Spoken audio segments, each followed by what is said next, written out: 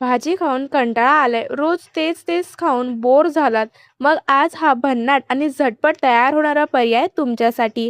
हा चटणीचा प्रकार इतका टेस्टी आणि सोपा आहे की तुम्ही ते साईड डिश म्हणून बनवू शकता किंवा अगदी झटपट काहीतरी चविष्ट खायचं असेल तरीही एकदम परफेक्ट ऑप्शन आहे. घरातल्या सगळ्यांना आवडेल अशी ही रेसिपी आहे आणि एकदा बनवली की पुन्हा पुन्हा करावीशी वाटेल.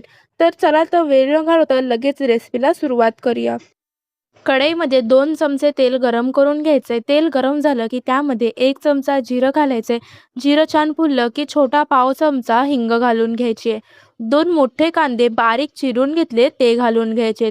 कांदा जास्त देखील मी बारीक नाही चिरलाय, चटणीमध्ये कांदा दिसला पाहिजे. कांदा लवकर परतण्यासाठी त्यामध्ये थोडंसं मीठ घालायचंय. मीठ घातल्यानंतर कांद्याचा हलकासा रंग बदली होईपर्यंतच तो परतून घ्यायचा आहे. कांद्याचा जास्त रंग बदली होऊ नाही द्यायचा, तो सोनेरी रंगावरती नाही परतायचा आहे.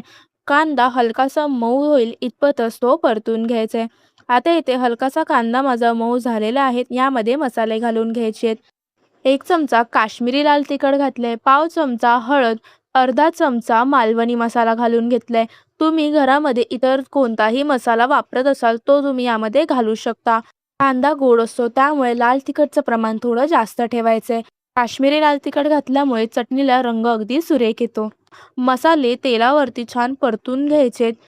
मसाले परतून झाले की यामध्ये 4 चमचे शेंगदाण्याचा कूट घालायचा आहे. शेंगदाणे भाजून मिक्सरला जाडसर फिरवून घ्यायचे आणि तो कूट यामध्ये घालून घ्यायचा आहे. शेंगदाण्याचा कूट देखील यामध्ये परतून घ्यायचा आहे.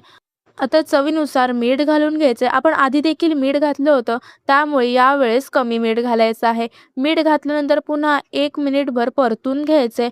गार्निशिंगसाठी कोथिंबीर घालून घ्यायची. आपली चटणी तयार झालेली आहे. या व्हिडिओमध्ये मी प्रत्येक स्टेप अगदी सोप्या आणि स्पष्ट पद्धतीने समजावून सांगितले आहे, तेही अगदी कमी वेळात. त्यामुळे व्हिडिओ मुद्द्यांमध्ये सरळ आणि पटकन समजेल अशा पद्धतीने तयार केला आहे. ही चटणी तुम्ही पोळी, भाकरी किंवा भातासोबत देखील सर्व्ह करू शकता. आज आपण अशी एक चटणी घेऊन आलोय जी फक्त चविष्ट नाही तर तिच्या मागे आहे एक खास ठिकाणाची ओळख. ही आहे सिंहगडावरची प्रसिद्ध कांद्याची चटणी, जिचा स्वाद एकदा घेतला की पुन्हा पुन्हा खावंसं वाटेल. तिथे ही चटणी गरमागरम खेकडा भजी सोबत, मस्त भाकरी बरोबर आणि अगदी वडापाव मध्ये सुद्धा सर्व केली जाते. ही चटणी करण्यासाठी मी 2 कांदे चिरून घेतलेत. कांदे अगदी बारीक नाही चिरलेत, तर थोडे ते डाईस सारखे चिरून घेतलेत, म्हणजे थोडे स्क्वेअर स्क्वेअर असे ठेवलेले आहेत. एकदम बारीक कांदा नाही चिरायचा आहे.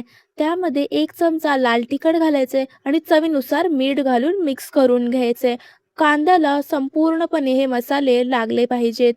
फक्त 3 ते 4 थेंब एवढं लिंबाचा रस घालून घ्यायचा आहे. लिंबाचा रस घातला की छान चटपटीत अशी याला चव येते. जर तुमच्याकडे लिंबाचा रस नसेल तर त्याऐवजी तुम्ही आमचूर पावडर किंवा चाट मसाला देखील घालू शकता.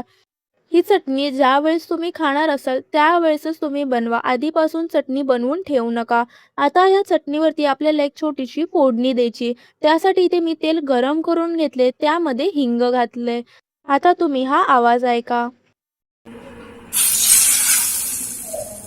चटणीवरती ही फोडणी घातल्यानंतर असाच आवाज आला पाहिजे, म्हणजे समजायचं की अगदी व्यवस्थित परफेक्ट आपली फोडणी लागलेली आहे. आता हे देखील यामध्ये मिक्स करायचं आणि झटपट अशी आपली कांद्याची सिंहगड स्पेशल चटणी तयार झालेली आहे. ही चटणी तुम्ही पोळीसोबत, भाकरीसोबत किंवा भातासोबत देखील सर्व करू शकता. कधी असं वाटतं का की जेवणात सगळं आहे पण काहीतरी मिसिंग आहे? बस त्याच मिसिंग चवीसाठी आज मी घेऊन आले आहे एक साधा पण जबरदस्त ट्विस्ट. ही रेसिपी एवढी खास आहे की अगदी साध्या जेवणालाही एकदम वेगळी चव देईल. ना खूप मेहनत, ना खूप साहित्य, पण चव मात्र अशी की सगळे विचारतील, हे काय नवीन केलंस? आणि सगळ्यात मजेशीर गोष्ट म्हणजे तुम्ही हे साईड डिश म्हणून सर्व करू शकता आणि मुख्य जेवणाची चव वाढवू शकता. कढईमध्ये 2 चमचे तेल गरम करून घेतले. तेल गरम झालं की एक मोठा कांदा बारीक चिरून घेतलाय तो घालून घ्यायचा आहे. कांदा सोनेरी रंगावरती परतून घ्यायचा आहे. कांदा परतत असतानाच त्यामध्ये 1 चमचा लाल तिखट, छोटा पाव चमचा हळद घालून घ्यायचे. मसाले देखील कांद्यावरती परतून घ्यायचे. 1 ते 2 मिनिटभर कांदा परतून झाला की त्यामध्ये टोमॅटो घालून घ्यायचा आहे. टोमॅटो मी जास्त बारीक नाही चिरलाय, थोडा मोठ्या फोडी त्याच्यात ठेवलेले आहेत. तुम्हाला हवं असल्यास तुम्ही ह्या चटणीसाठी टोमॅटो बारीक चिरून सुद्धा घेऊ शकता. बारीक चिरलेल्या टोमॅटोच्या चटणीची चव देखील अगदी छान लागते. तुम्हाला जर मोठ्या फोडी ठेवायचे असतील तर तुम्ही अशा पद्धतीने चटणी करू शकता. टोमॅटो मऊ करून घ्यायचे आहे. टोमॅटो मऊ करत असताना अजिबात पाण्याचा वापर नाही करायचा आहे. टोमॅटो तुम्ही बघू शकता मऊ झालेला आहे. यामध्ये चवीनुसार मीठ घालून घ्यायचे. मीठ घालून पुन्हा ते मिक्स करून घ्यायचे आणि 1 मिनिटसाठी आणखी टोमॅटो शिजवून घ्यायचा आहे. या चटणीची चव आणखी वाढवण्यासाठी आपण यामध्ये 4 चमचे शेंगदाण्याचं कूट घालणार आहोत. शेंगदाणे भाजून मिक्सरला जाडसर फिरवून त्याचा कूट तयार करून घ्या आणि तो या चटणीमध्ये घालून घ्या. शेंगदाण्याचा कूट घातल्यामुळे चटणीला अगदी छान चव येते. जर तुम्हाला शेंगदाण्याचा कूट नसेल घालायचा तर तुम्ही ओलं खोबरंसुद्धा घालू शकता. त्याने सुद्धा चटणी अप्रतिम लागते चवीला. शेवटी गार्निश करण्यासाठी बारीक चिरून घेतलेली कोथिंबीर घालायची आणि चटणी तयार झाली. गॅस बंद करून घ्यायचा आहे.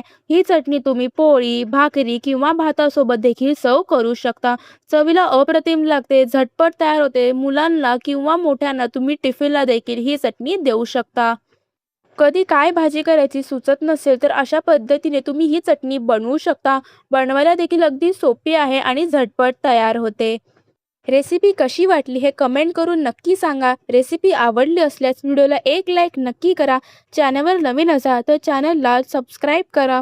बेल आयकॉन देखील नक्की क्लिक करा जेणेकरून माझे येणारे नवनवीन रेसिपीचे नोटिफिकेशन तुम्हाला पाहता येतील. भेटूया पुन्हा अशाच एका नवीन रेसिपीसोबत नवीन व्हिडिओमध्ये. तोपर्यंत धन्यवाद.